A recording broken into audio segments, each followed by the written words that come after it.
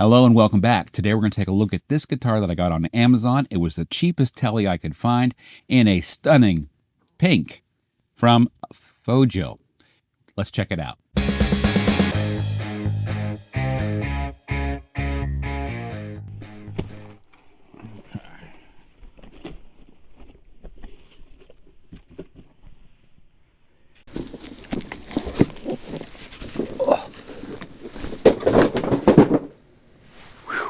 Got it.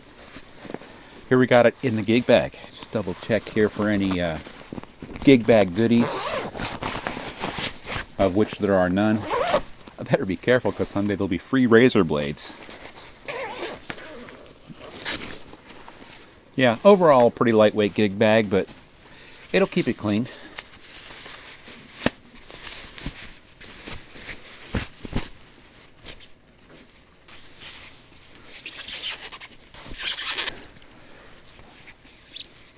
Will it be a successful dismount? Yes! A successful dismount. And there we go. Here's the Fojill. A little Francais in there. Fojill. Anyhow, here we go. First look at this. And I'm glad the color's not as pink as I thought it might be. It's a very pastel pink, so it's not. It's not offensive at all. I like it. I like it a lot. Looks like it's got a 3-ply pick guard up top. We've got the cheapo tuners like you find on every cheapo guitar. Again, this was the cheapest one I could find on Amazon on that particular day. $66. That has since changed. I'll put links in the description below if you're interested. Headstock with a Fojill label. 2 string trees. I like that. A nut.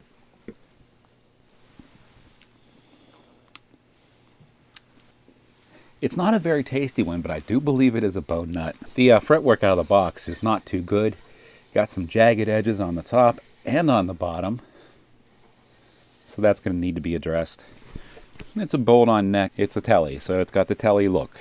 This one has the 3 barrels. Is no compensation on this, so intonating it'll be do the best you can, and that's how you do it on these types. 3-way switch, volume tone, nothing pushes or pulls here. Basic setup. Unfortunately, the action on this is unreasonably high.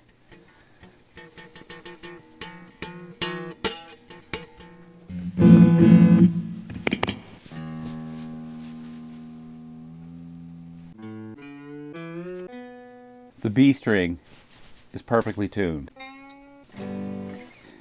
This is going direct into PA, and I'm using a Fender Twin Reverb for my simulated amplifier, and I got a few pedals ahead of it. Nothing really distorted except for a tube screamer if I do decide to even turn that on.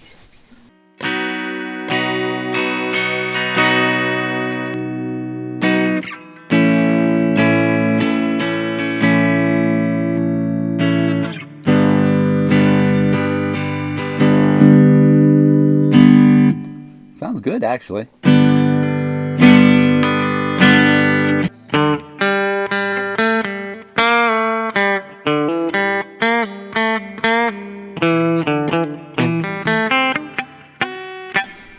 Shit.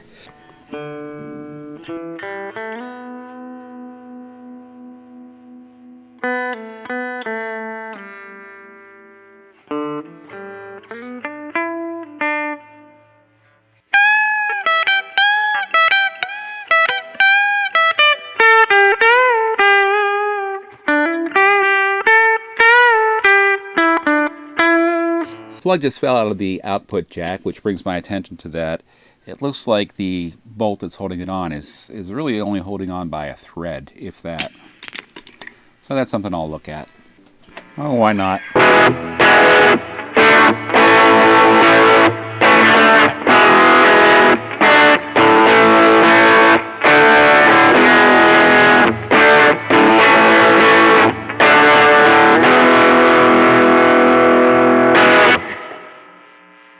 And I'm going to check it, but I shouldn't, because I know it's going to be bad, because the action can't be this high and have intonation that's going to be right. Holy moly. Super sharp. Sharp Sharp, sharp, super sharp, same. That's not bad. Let's get a weight on this. 5 pounds, 15 ounces, 2.7 kilograms. Pretty light guitar, but I'll tell you what, it doesn't feel that light. That's weird. It feels heavier. I'm gonna check the neck relief just for giggles. Yeah, there's a lot wrong here. The neck relief is massive. So this is just going to be an out-of-the-box review. I am not going to go set it up and come back and play it later because I can kind of tell you where it's going to go. But if you're in the market for one of these Fojill, if you're in the market for one of these Fojill guitars, just be warned that there's going to be some issues. Just I can almost guarantee it. If you get a good one, let me know in the comments. This one, just I can tell after checking the neck, is going to need the truss rod adjusted in a pretty major way. Surprisingly, the one thing that looks okay is the bone nut. It seems to be cut in pretty good because of the way the relief is. The action on this is super high, so I'm not sure what I'm going to have to do with these barrels. The intonation was all sharp. It's top loader too. Most inexpensive Teles come with these top loader bridges. Not a fan, and I'll tell you why. It's just because of the break angle going across the saddles. Mr. Woodford talks about it on his channel. That's where I learn all the stuff that I think that I know. I think that the top loader reduces the break angle, and it just has to, just by the sheer fact that the string starts at a higher position than if it were a bottom loader coming straight up. It would come straight out, break over the saddle. Here it's starting just slightly above saddle height before it breaks over. So yeah, I think top loaders have less of a break angle, and that can introduce more buzzing and stuff like that. I'm not going to convert it by any means, but just telling you that's my opinion on the top loader Teles. Just hearing the pickups, they sounded pretty spanky. I was not unimpressed, but especially that bridge, nice and hot, and this was kind of warm, and in between it sounded pretty good. Hey, if it comes back to be an amazing, miraculous guitar, I'll let you know. It's quite nice looking. Now the specs on this are kind of neat. It's got a phoenix wood body. I'm not sure what that is.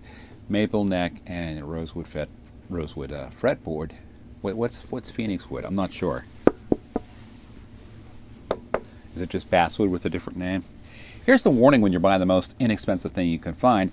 Most times you're going to have to spend twice what you paid for it to get it to a place where you want it to be. For example, I'm going to set this up myself, so this will cost me nothing. If you don't know how to do that, you're going to pay more to have it set up than you paid for the guitar. Just know that up front. That's why it's if you're going to buy a cheap guitar like this, learn how to do it yourself. This is the perfect platform to do it. Here's what I'd have to do to make this right as far as I'm concerned. The tuners are way too janky on this one, and they're all tight. They all are very, very tight. They may loosen up over time. The fretwork is going to have to get a little bit of, I think just sanding spudge will do it. And of course, you'll have to intonate with the 3-barrel bridge. It's never going to be perfect because of the way that it is. You can get compensated ones to replace these, or just go with what it is and do it the old Tele way and make it as good as you can with each one. Maybe get a good compromise in between. Just to wrap it up, if you're going to buy the cheap Tele and you're not ready to set it up yourself, I'd probably just pass. If you're looking to learn how to set something up, give this one a try. The price is low enough that if you mess it up horribly, it's probably not going to be that bad. Thank you for watching today. I do appreciate it. If you made it this far and you liked the video, give it a thumbs up. If you didn't, give it a thumbs down. I'm cool with that too. If you have any opinions or any experience with the Fojill brand, please let us know in the comments. I do appreciate that. Enjoy your cheap gear. So until next time, take care and peace.